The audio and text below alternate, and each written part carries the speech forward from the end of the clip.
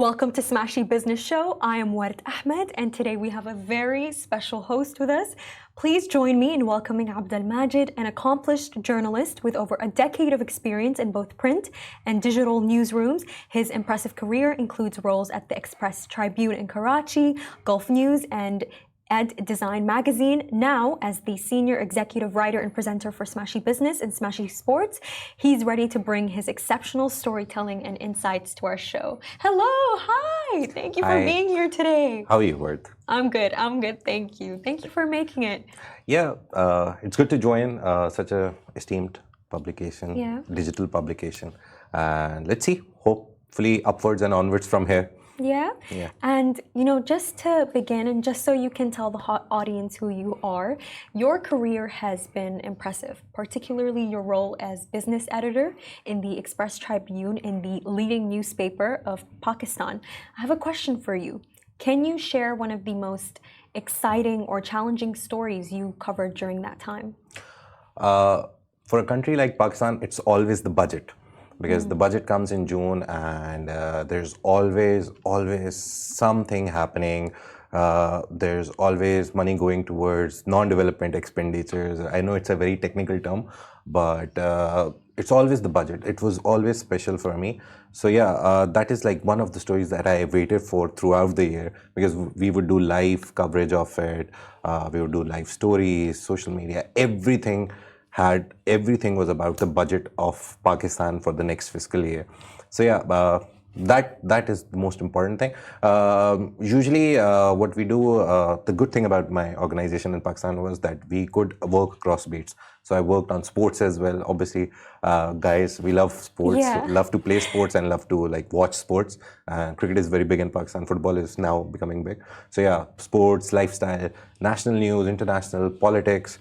But yeah, my heart says business whenever I have to choose.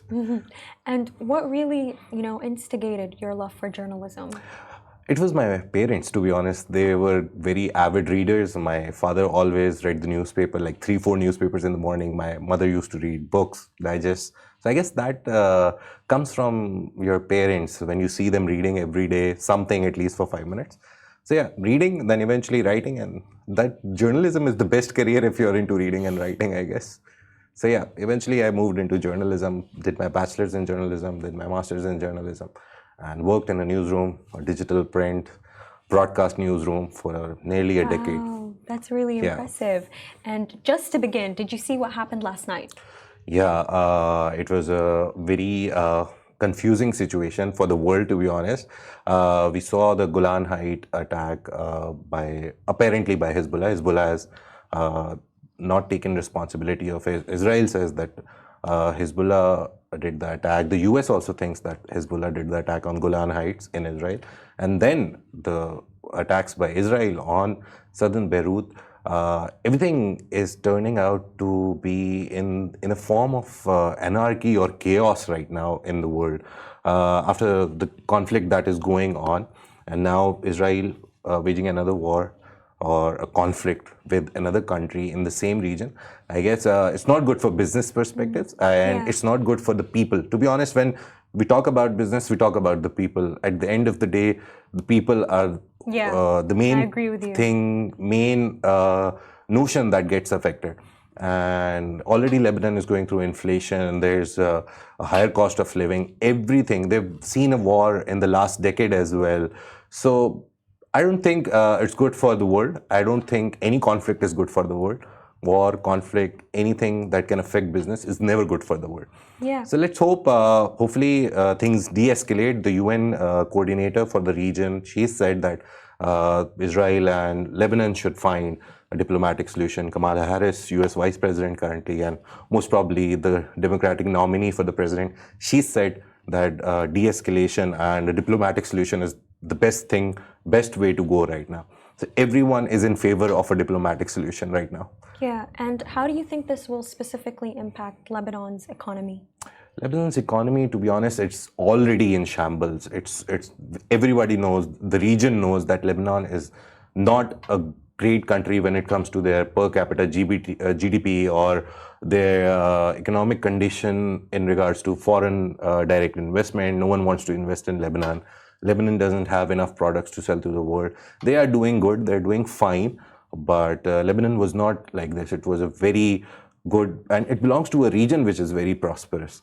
So hopefully everything de-escalates as quickly as possible. To be honest, as a person who understands business, the only thing that we talk about when it comes to political situations affecting business is de-escalation and lack of fire and everything.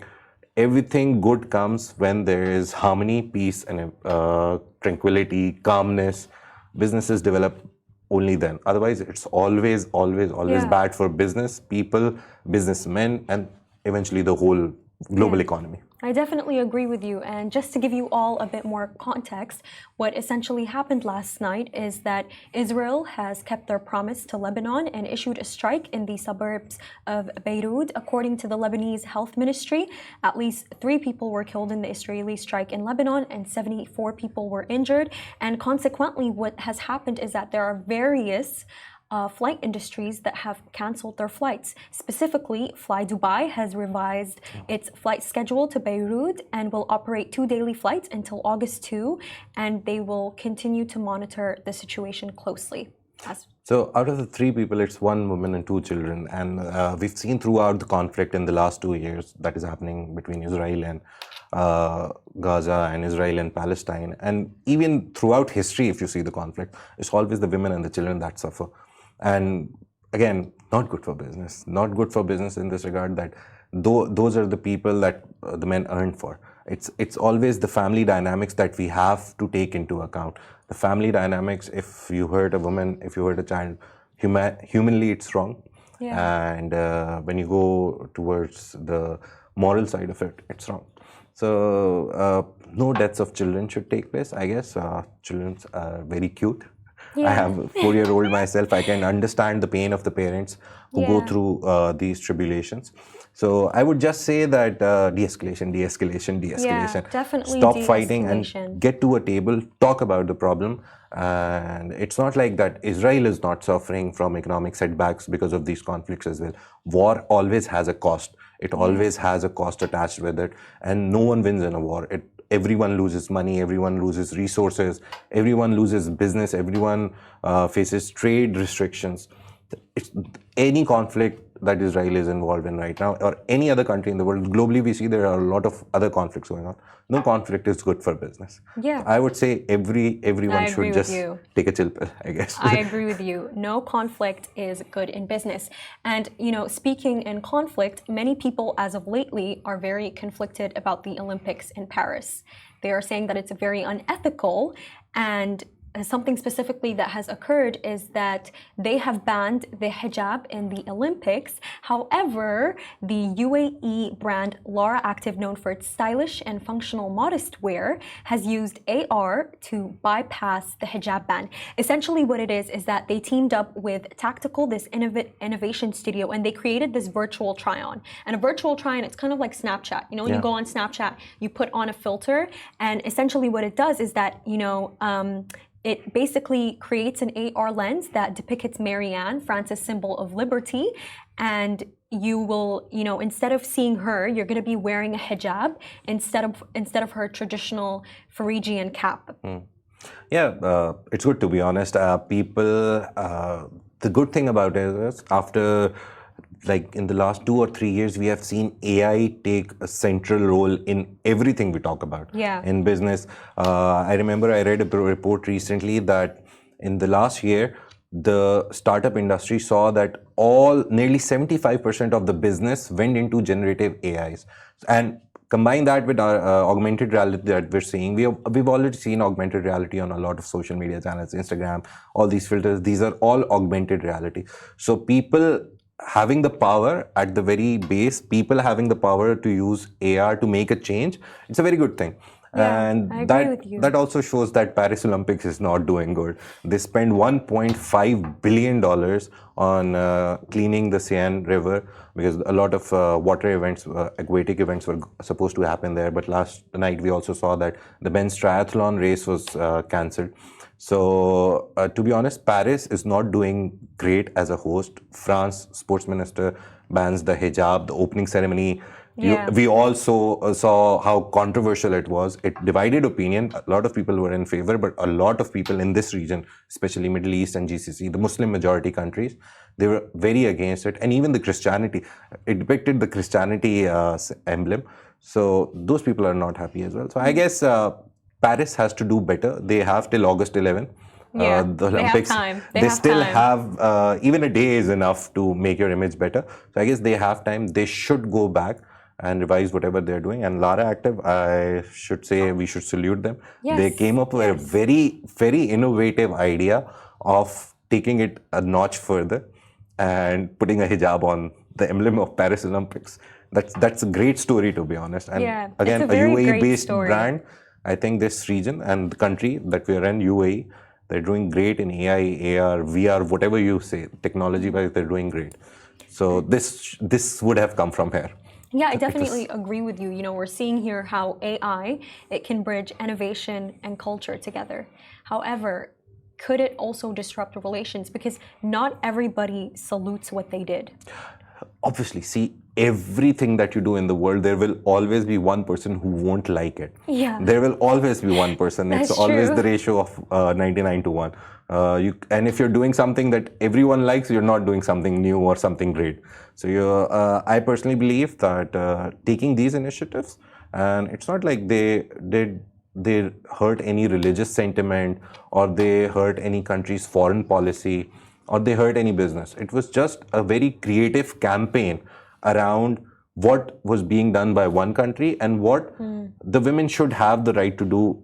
That the Lara Active is basically preaching that women should have the right to choose. Yeah, and it's very cool. yeah, The simple message is very simple. It's very ironic, actually. The criticism that they received was that by them doing this, what they're doing is that they're not respecting Christian values and French values. Yeah, However, because in we've seen itself, nuns, the they wear hijab the- ban is not respecting Muslim values. See, covering the head is, if you go talk religiously for a bit, every religion has head scarves or head covers in some form. Every religion, all the Abrahamic religions, at least that I know, have head covers of some sort. So banning them outrightly is wrong. They could have put in place a policy where if you're doing a hijab, you can't participate maybe, but making sure they participate and not wear the hijab is also a problem. Yeah, So definitely. you can't force someone to do something according to your rules. And to be honest, I'm a very staunch feminist. I believe in the rights of women. So I would personally say that a woman should have the right to choose what she puts Do you ladies on her hear head. that? Yeah, they should be able to choose if they want a hijab or they don't want a Yeah. hijab. It's their personal choice and it's an individual's choice. At the state level as well, if the government is banning a hijab, that means they're taking the individual's right away from them. So what does that say about the European? Obviously, France is in Europe, so whenever we talk about religion, for example, something happens in the Middle East, some country does something, they say in the Middle Eastern country. So France is in Europe. What does it say about the European individual power? There's already a lot of criticism on the cameras that they've put. There's so much scrutiny, so much eyes that are on people who are not even related to Olympics. The normal people who are living in France, they have so much. So the individual freedom is being affected here. Yeah, I definitely Be it agree women with you. hijab or be it with Yeah. the people with cameras on them 24/7. And you know, the Olympics, it's something very memorable. People don't forget the Olympics. And Olympics is a sign of freedom. You know, even when I was watching the opening ceremony for France, I remember people in the comment section were like, you know, I really miss the Olympics in Beijing. People remember the Olympics and they will remember this. Paris. They will remember how they banned the hijab. And do you think this will impact, you know, future business relations with France? Obviously, see, when you talk about, there's this policy in the EU that the EU countries do business with themselves. So the tax rates and the tariff, they're very less. So when someone else from the European region does business with Europe, they pay a lot of taxes. So you have to have a political philosophy, a political, it's like an agenda. Consider it a 10-point agenda by the European Union. If you want to do business with any European Union country, you need to do all those 10 things. So now I guess when capital is moving away from Europe, the Middle East, which we think currently right now is the hub of economic activity, they will come up with their own agenda now, and they will surely include a point that France doesn't, or any European country should follow, should respect at least the religious sentiments of other people. So this should be done. This will be done, to be honest, in the next 5 or 6 years. The next story is about, the last story we are doing today is about also this factor that this region is growing in terms of everything, be it technology, be it tourism, be it the retail sector, the manufacturing, trade. Foreign direct investment has been increasing year on year. Every year, people from outside of the Middle East are coming into Pakistan, coming into the Middle East and investing money here, millions of dollars. So I think there will come a point when Europe will realize that whatever they're trying to do, the Middle East will eventually push them back and tell them, please not sit down a bit. And come on similar terms. Don't hurt our sentiments. We will not hurt your sentiments. Yeah, and a business hurting other people's sentiments, it will definitely impact your growth. I agree with you on that. There's something that you said that really intrigued me. You said that if a business is not making at least one person mad, then they're not doing business right. Yeah. I think, see, when you go out to be a creative person, when you go out to be a person who, for example, see the Nike campaigns, see the Adidas campaigns, all the campaigns. Whenever we see an ad today, we see it on social media first. And we realize that they're doing something different. And still, they do something for the better, but still there are people who say, oh, it's wrong. Oh, why are you highlighting this? Oh, I remember I saw a campaign recently where they used a person with the Down syndrome. And some people still came and said, oh, why did you use him as an actor or something? So people will always have. So if you want edge in this world, in this super crazy social media centric world, you need to create something that also disappoints someone. Yeah, and because then you're making the change. Yeah, speaking about disappointing people and making people happy in the business, let's talk about boycotts. Since 2020, the boycotts have finally contributed to the first sale decline in McDonald's. So McDonald's has reported its first global sales decline in over 3 years, with a 1% drop in comparable sales for the second quarter.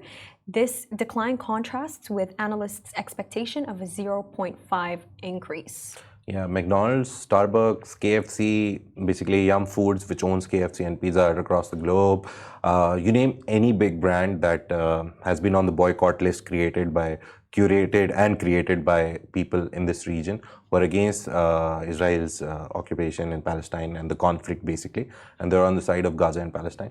You see any brand, they've reported their sales have dropped over the last year. Even the 2023, last year's numbers when we saw, the boycott was at its peak. To be honest, I think it has toned down a bit right now. But in 2023, every quarter they reported losses, or at least if they projected a profit of 10%, they got a profit or a surge of only 2-3%.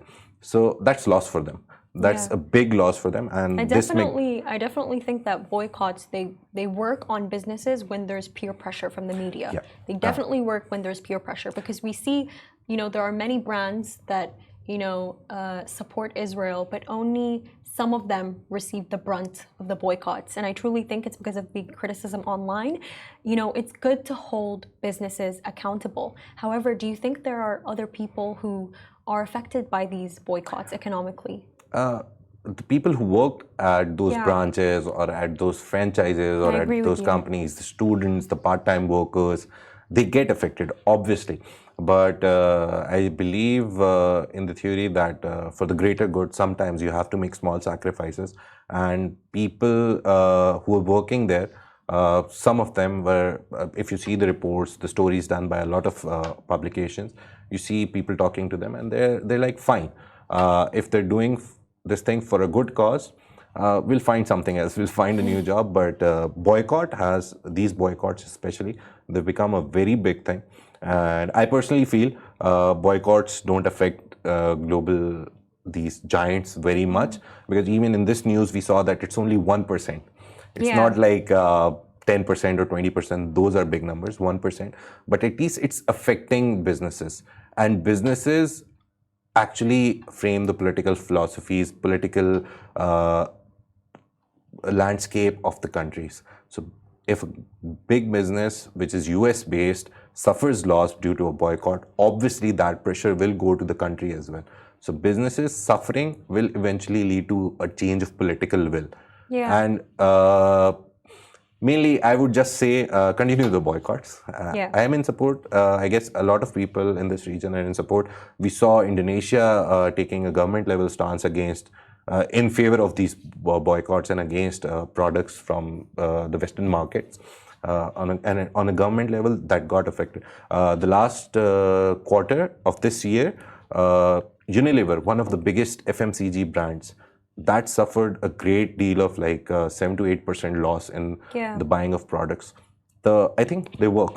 To be honest, they work. They work. But the only thing, the only con or the downside is that some people who actually work in those companies or in those branches of McDonald's which have been closed down due to bad performance, they suffer. Yeah, and that's only the downside. Yeah. But I guess if those people are in favor of boycotts, that's good.